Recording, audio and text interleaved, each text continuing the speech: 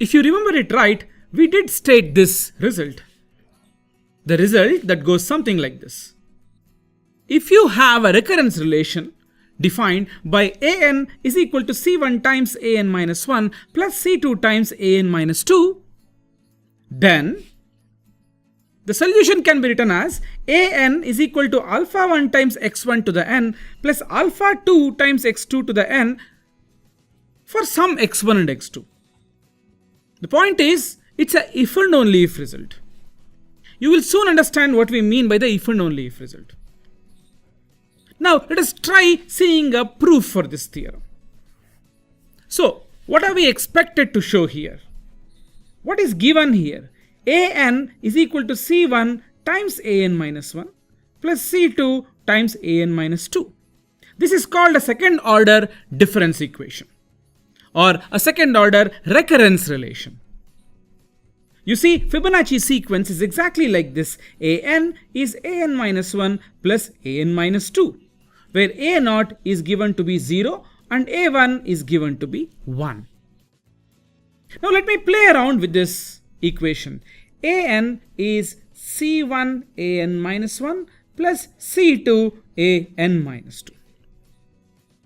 So I keep trying what could be the solution. I go on and on. I spend day and night thinking what could be a solution for this. Let me in particular take this recurrence relation.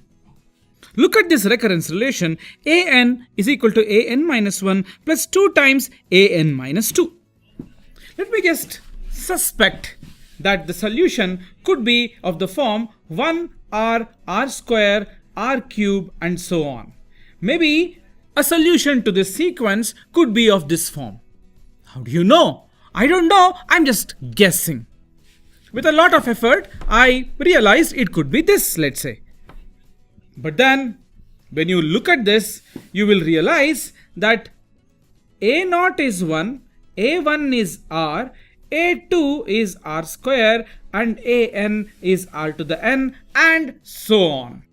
Now, if this is true, what happens to the recurrence relation? An is r to the n, which is equal to, look at this thing, an is equal to an minus 1 plus 2 times an minus 2 translates to r to the n is r to the n minus 1 plus 2 times r to the n minus 2.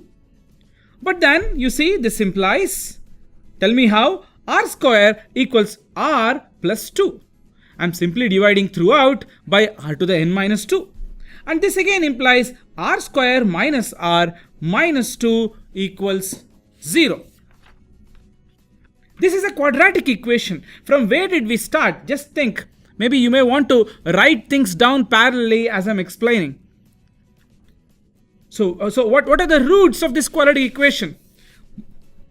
A here is 1, B here is minus 1, C here is minus 2. Minus B plus or minus square root of B square minus 4AC, which is 4 into 2, that is 1 plus 4 into 2, that is 9, divided by 2A, which is 2, which is 1 plus or minus 3 by 2. 1 plus 3 by 2 is 2 and 1 minus 3 by 2 is minus 1. 2 and minus 1 are the roots. Now what have we just now realized? When r is 2 and minus 1, r square minus r minus 2 equals 0 is satisfied, which implies that r square equals r plus 2 is satisfied. That is true because r square minus r minus 2 is 0, and that is true implies r square equals r plus 2, and by multiplying r to the n minus 2 entirely, you get r to the n equals r to the n minus 1 plus 2 times r to the n minus 2, which means an equals rn is satisfying my given recurrence relation, provided my r is 2 or minus 1. So you see, let us try this out. Look at the sequence 1 r, r square, r cube. Let me replace r by 2. So I get 1, 2, 2 square, 2 cube, 2 to the 4 and so on. Does it satisfy an equals an minus 1 plus 2 times an minus 2? Let's see. Is 2 cube equal to 2 square plus 2 times this element 2? Let's verify. 2 cube is 8. right? 2 square is 4. 2 into 2 is 4. Perfectly right. So this seems to be satisfying our recurrence relation. So what we can do is we can always equate an to be r to the n and look at the associated quadratic equation, solve it, and we'll get to know 1r r square r cube is always a solution. Observation 1. Observation 1. Any second order recurrence relation gives rise to a quadratic equation whose solution tells us two different sequences that satisfies our recurrence relation. Not only that, my observation 2, a second observation, says that whenever you multiply a constant to the entire sequence, even that is satisfied by the recurrence relation. If 1r r square r cube satisfies my an equals an minus 1 plus 2 times an minus 2, multiply throughout by a constant, let's say alpha r square, alpha r cube. This sequence also satisfies the given recurrence relation. Now we have two sequences, right? So let's say r2 and minus 1 are two roots. R equals 2 and minus 1. Let me call 2 as r1. Let me call minus 1 as r2. Now my observation 3 is that any constant times r1, which is 2 to the n, basically an equals c times 2 to the n is also a solution. An equals some d times minus 1 to the n is also a solution. You can check, verify. In fact, an equals sum of these two, c times 2 to the n plus d times minus 1 to the n, is also a solution. Right? We have just now shown that given any recurrence relation an equals something times an minus 1 plus something times an minus 2, you can always write that as the recurrence relation solution always can be written in the form an equals alpha 1 x1 to the n plus alpha 2 x2 to the n for some alpha 1 alpha 2. In fact, you can always write any alpha 1 alpha 2 and this will be a solution. Think about it. What has happened so far? You were given a second order recurrence relation. By hook or crook, I observed that a geometric progression of the form 1r r square r cube could be a solution for this. In fact, I pinned it down properly. I even told you for what r will a sequence like that be a solution for this recurrence relation. But then, a question in math is always, if a problem is given to you, you should not give us a solution. You must give us all possible solutions.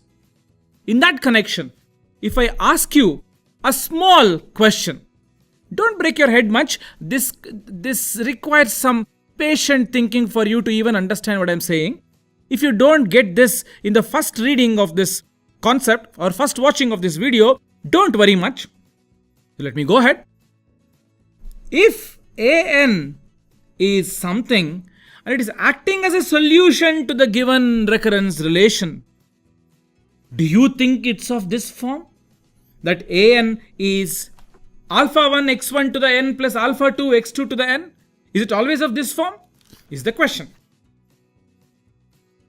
I repeat, if some sequence is a solution for the given recurrence relation, is it of this form always? What did we just now show? We showed that something of the form 1r r square r cube etc. can be a solution of this recurrence relation. In fact, we showed that a constant times multiplied by one of the root to the n plus another constant time multiplied by another root of the quadratic equation to the power of n will be a solution. Given some solution of this recurrence relation, is it always of this form is the question. The answer is yes. This is very much true. There cannot be any solution which is not of this form. Every solution is of this form only. Right? So this is actually a if and only if statement. If an is a second order recurrence relation, then its solution, where x1 and x2 are roots of the quadratic equation, this particular thing will be a solution. Or if you give me any solution, it will actually be of this form. Any solution is of this form is actually a small exercise problem. We leave it to you. Think about it. It's available in standard textbooks. But what you need to know is whenever you encounter a situation where you are given a recurrence relation, let's say like an is equal to 9an minus 1 minus 20an minus 2, if you see, its roots will be of the form, look at this, I have solved it. Quadratic equation will be of the form x square minus 9x plus 20 equals 0. You solve it, you will get 4 and 5 are the roots. So you know very well, whenever you say an equals some constant times 4 to the n plus constant times 5 to the n, when you write it like this, this will be a solution of this recurrence relation. That is all you need to know. Whenever you spot a second order recurrence relation, you should know how to solve it. Now, a small advice, rather an important warning message. This method works only when the roots are distinct. What do I mean by that? The quadratic equation that you get should not be of the form x square minus 4x plus 4. If it's of this form, then the roots are repeated. If the roots are repeated, you cannot write the solution like this. There's a different method for it. And here is the statement of the result, which tells you how to write the recurrence relation when the roots are repeated.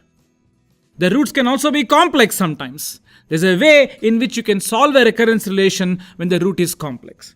So a different kind of recurrence relation has different types, different type of recurrence relations have different type of solutions. Anyway, in this course, we are not going to go ahead very deeply into solutions of these recurrence relations. This is more like the theory of differential equations, which some of you would be aware of.